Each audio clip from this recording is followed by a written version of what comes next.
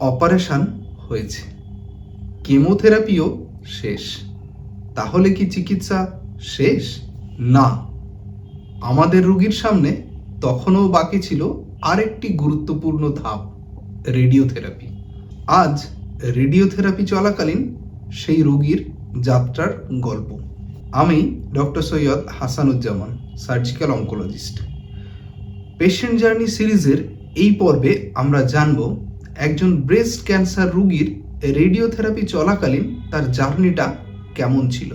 কেমোথেরাপির শেষ দিনটা ছিল রোগীর কাছে খুব আনন্দের, কিন্তু আমি ওনাকে বললাম, আপনার ট্রিটমেন্ট এখনও কিন্তু শেষ হয়নি, আরও একটি গুরুত্বপূর্ণ চিকিৎসার ধাপ বাকি আছে। উনি অবাক হয়ে জিজ্ঞেস করলেন, আবার চিকিৎসা? আমি বললাম, হ্যাঁ, রেডিওথেরাপি। আমি ওনাকে সহজ ভাষায় বুঝিয়ে দিলাম, অপারেশন ও কেমোথেরাপির পর স্তন ক্যান্সারের জায়গায় যদি কোনো মাইক্রোস্কোপিক ক্যান্সার সেল, যে ক্যান্সারটা চোখে দেখা যায় না, পড়ে থাকে, যদি সেটাকে ধ্বংস করার জন্য রেডিওথেরাপি দেওয়া হয়। এর ফলে ভবিষ্যতে ওই জায়গায় ক্যান্সার ফিরে আসার ঝুঁকিটা কমে যায়, আর রোগের জন্য যে আয়ু, সার্ভাইভাল, সেটাও কিন্তু বাড়ে। উনি প্রথম দিন রেডিওথেরাপি ডিপার্টমেন্টে গেলেন।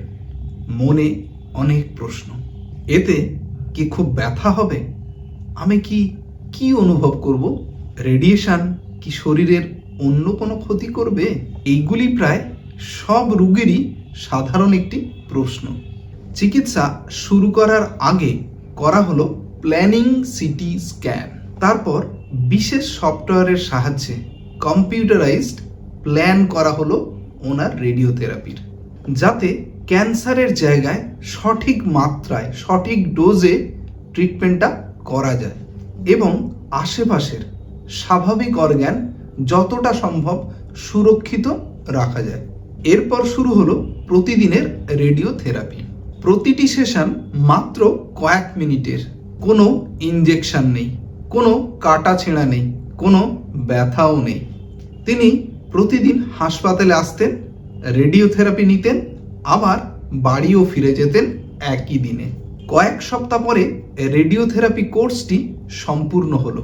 শেষ দিনের রেডিওথেরাপি সেশনের পর ওনার চোখে মুখে ছিল স্বস্তি, কারণ অপারেশন, কেমোথেরাপি, রেডিওথেরাপি, ক্যান্সারের চিকিৎসার সব ধাপগুলো উনি সফলভাবে অতিক্রম করেছেন।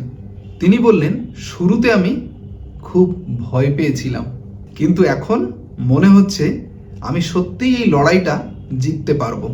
রেডিওথেরাপি নিয়ে অনেক ভুল ধারণা আছে, কিন্তু আধুনিক রেডিওথেরাপি একদম প্রিসাইজ, পেনলেস এবং অত্যন্ত কার্যকর। অনেক ব্রেস্ট ক্যান্সার রোগীর চিকিৎসার রেডিওথেরাপি একটি অন্যতম গুরুত্বপূর্ণ ধাপ। পরবর্তী এপিসোডে আমরা দেখব কেন এই ব্রেস্ট ক্যান্সার রোগীকে আরও 5 বছর হরমোনাল থেরাপি নিতে হয়েছিল এবং কিভাবে সেই হরমোনাল থেরাপি ক্যান্সার ফিরে আসার যে ঝুঁকি, সেটাকে কম করেছিল। স্তন স্বাস্থ্যের সঠিক তথ্য সহজ বাংলায় পেতে ব্রেস্ট হেলথ চ্যানেলটিকে সাবস্ক্রাইব করুন। ব্রেস্ট হেলথ চ্যানেল, বিশেষজ্ঞ ডাক্তারবাবুর পরামর্শ, ব্রেস্ট পেন থেকে ব্রেস্ট ক্যান্সারের সম্পূর্ণ গাইড বাংলায়। এই চ্যানেলে আপনি পাবেন স্তন স্বাস্থ্যের সঠিক তথ্য সহজ বাংলায়, লক্ষণ, পরীক্ষা, চিকিৎসা এবং বাস্তব রোগীর জীবনী বিশেষজ্ঞ ডাক্তারবাবুর থেকে, যাতে আপনি ভয় না পেয়ে সময় মতো সঠিক সিদ্ধান্ত নিতে পারেন।